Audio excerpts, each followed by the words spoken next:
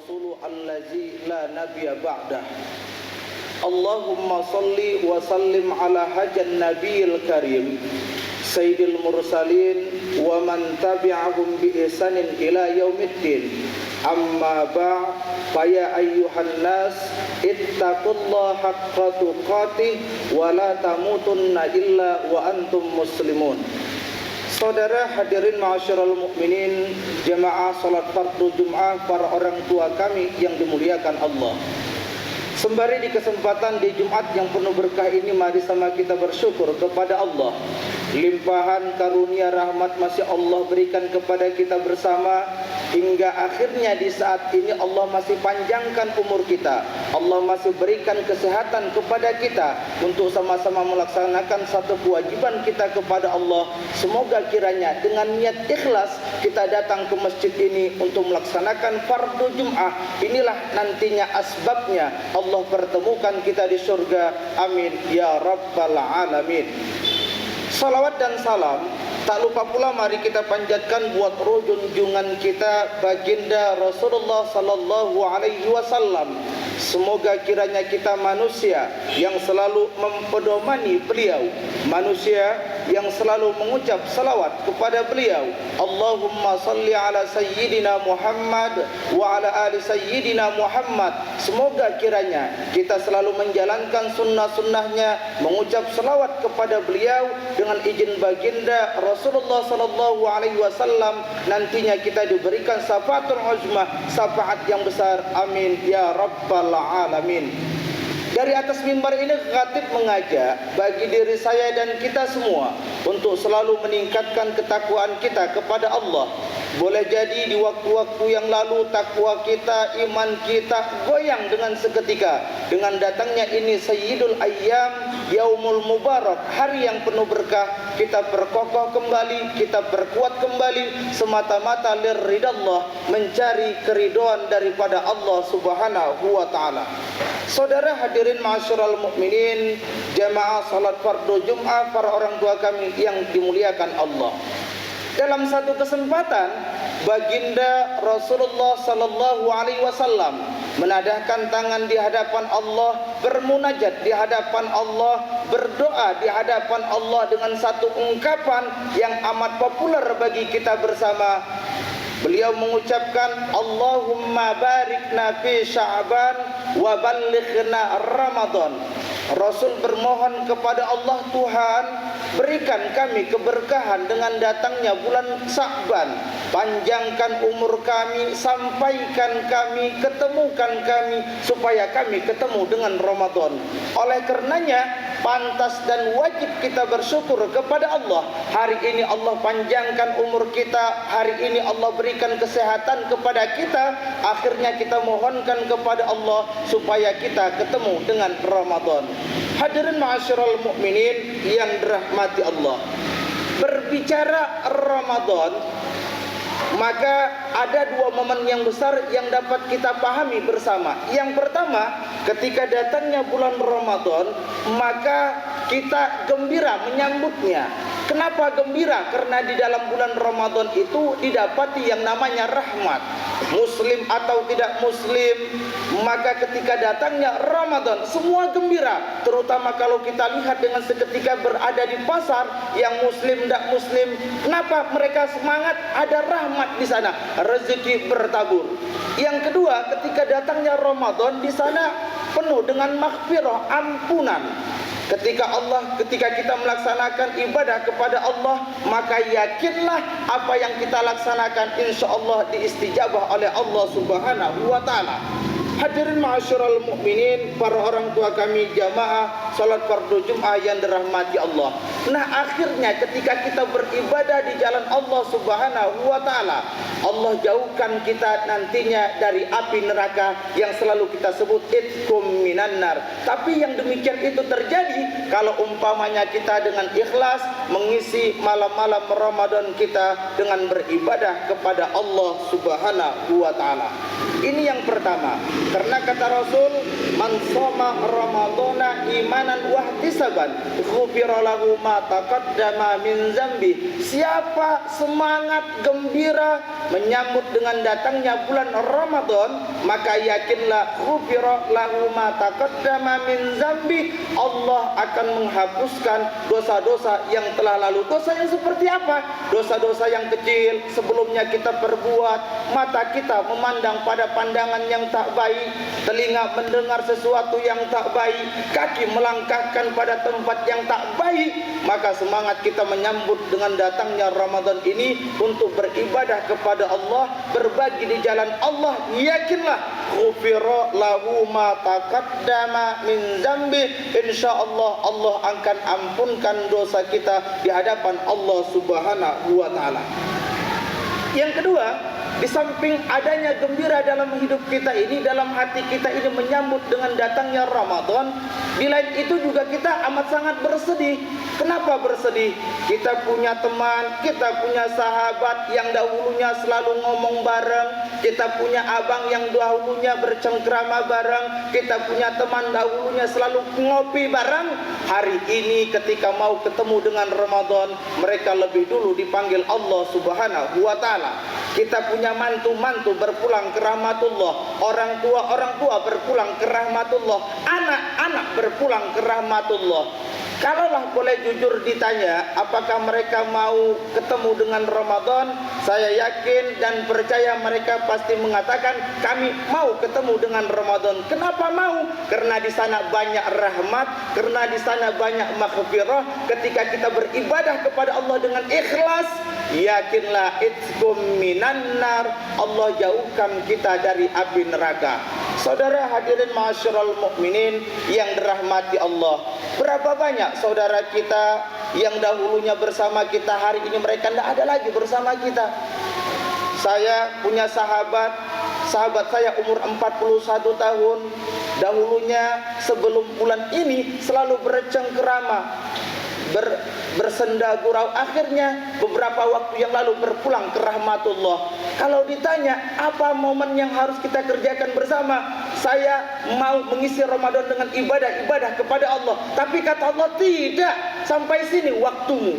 Oleh karenanya jamaah yang dirahmati Allah, sekali lagi pantas dan wajib bersyukur kita kepada Allah. Mari semangat kita mengisi dengan datangnya Ramadan ini, mari semangat kita melaksanakan ibadah dengan datangnya bulan suci Ramadan ini.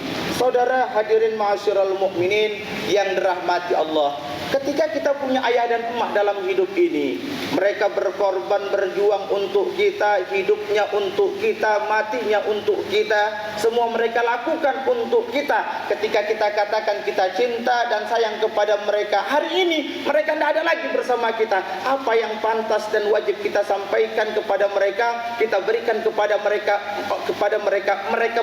itu yang telah berpulang ke rahmatullah. Selalu saya ingatkan di dalam I'anatul Talibin, kitab Turos 4 jilid, manusia yang berpulang ke rahmatullah itu tak ada yang ia harapkan lagi kepada kita melainkan apa? Wa du'a'uhum, doakan mereka. Sekali lagi, wa du'a'uhum, doakan mereka. Sudahkah kita mendoakan ayah emak kita yang telah berpulang ke rahmatullah? Dulunya orang tua kita itu kerja siang malam, banting tulang, kerjanya cuma tukang saja. Ketika azan berkumandang, Allahu Akbar, ngerti dia azan berkumandang, tapi dia lanjutkan aja tukangnya itu. Dia pukul martelnya, sahabatnya bilang, bang itu azan, bentarlah kita harus tuntaskan ini, kalau tidak tuntas tidak gajian nanti ini udah mau lebaran, anak-anak mau beli baju. Akhirnya lupa dia dengan zuhurnya, lupa dia dengan asarnya, berdosa dia di hadapan Allah gara-gara untuk memenuhi kebutuhan kita. Lantas hari ini mereka telah berpulang ke rahmatullah, apa yang kita berikan kepada mereka? Atau boleh jadi siang malam mereka berkorban kepada kita, punya 100 hektar sawit, kaya dia, hebat dia, akhirnya berpulang ia ke rahmatullah. 100 hektar sawit itu jadi warisan kepada kita. Dari yang 100 itu berapa kita jual, kita hadiahkan pahalanya untuk orang tua kita yang berpulang ke rahmatullah itu. Hadirin ma'asyiral mukminin yang dirahmati Allah, kalau ada alhamdulillah, kalau tidak Jangankan untuk menjual itu, menghadiahkan kepada orang tuanya yang telah berpulang ke rahmatullah, berdoa saja lupa, apalagi ziarah. Hadirin ma'asyiral mukminin yang dirahmati Allah, oleh karenanya mari doakan ayah emak kita yang telah berpulang ke rahmatullah. Hadirin ma'asyiral mukminin yang dirahmati Allah, di dalam Minhajul Abidin Hujjatul Islam, Imamul Ghazali menjelaskan bahwasanya kalau ada anak yang dilahirkan ke atas dunia, dibesarkan oleh ayah emaknya, lupa dia mendoakan ayah emaknya itu dalam sehari semalam itu 5 kali dalam sholatnya, maka anak yang demikian itu dikatakan anak yang fasik. Johirnya secara bahasa apa itu fasik, Ustaz? Anak yang kurang ajar. Begitulah luar biasanya dosa kita terhadap di hadapan Allah untuk orang tua kita ketika mereka telah berpulang ke rahmatullah, lupa kita mendoakan mereka. Hadirin ma'asyiral mukminin yang dirahmati Allah, dalam doa yang amat populer, guru kita selalu mengajarkan kepada kita, ustaz-ustaz kita selalu mengingatkan kepada kita, apa doanya? Allahumma ghafirli wali walidayya warhamhuma kama rabbauna shighar. Ya Allah, ya Tuhan kami, ampuni ya Allah dosa orang tuaku ya Allah, kasihi mereka ya Allah, sayangi mereka ya Allah. Dulu kami tak punya celana, dikasih celana ya Allah, ini anak angkat, anak pungut. Dulu kami tak makan, dikasih makan. Dulu kami tak sekolah, disekolahkan. Akhirnya yang menolong dia tadi berpulang ke rahmatullah, maka anaknya yang ditolong tadi bermohon kepada Allah, sayangi mereka ya Allah, kasihi mereka ya Allah, sebagaimana mereka mengasihi menyayangi kami di waktu kami kecil. Maka samalah itu seorang anak yang dilahirkan di atas dunia yang soleh, yang selalu berbakti terhadap dua orang tuanya. Hadirin ma'asyiral mukminin yang dirahmati Allah, tak ada yang pantas kita berikan melainkan doa kita di hadapan Allah Subhanahu wa taala untuk ayah emak kita yang telah membesarkan kita, untuk ayah emak kita yang telah mendoakan kita hingga akhirnya kita menjadi sukses hingga sekarang ini. Saudara hadirin ma'asyiral mukminin yang dirahmati Allah, terakhir berbicara tentang Ramadan ini tidak terlepas dari firman Allah dalam Al-Qur'an. A'udzubillahi minasyaitonir rajim. Bismillahirrahmanirrahim. Ya ayyuhallazina amanu kutiba alaikumusiyam kama kutiba alal ladzina min qablikum la'allakum tattaqun. Secara literatur bahasa Arab yaitu harfun nida, ayyuha munada. Apa itu munada Ustaz? Munada itu adalah tolabul a'la minal adna, tuntutan dari atasan kepada bawahan, tuntutan yang menciptakan terhadap yang diciptakan, tuntutan Allah terhadap hamba-hambanya. Untuk siapa itu? Khitabnya itu amanu, orang-orang yang beriman. Jadi kalau umpamanya ada dalam datangnya bulan Ramadan ini, orang tak mau melaksanakan ibadah puasa, tak ada hal yang mendatang kepada dia, tidak sakitnya dia, bukan ujurnya dia, maka nyatalah itu manusia yang tidak beriman. Untuk apa kita melaksanakan ibadah puasa ini? Tidak lain dan tidak bukan la'allakum tattaqun, supaya kita menjadi orang-orang yang bertakwa. Hadirin ma'asyiral mukminin yang dirahmati Allah, kita harus memahami menjalankan ibadah puasa ini paling tidak edukasinya adalah bagaimana kita bisa bersabar dalam menjalankan ibadah kepada Allah. Ketika kita sholat tarawih, ketika kita sholat fardu, kita harus bersabar, tidak kerusak-kerusuk. Yang kedua, edukasinya diantaranya adalah menegakkan disiplin dalam kehidupan kita sehari-hari. Bagaimanapun tahannya kita berpuasa, bisa 3 hari, 4 hari tak makan, tapi kita harus ikuti ketentuan yang Rasul ingatkan kepada kita.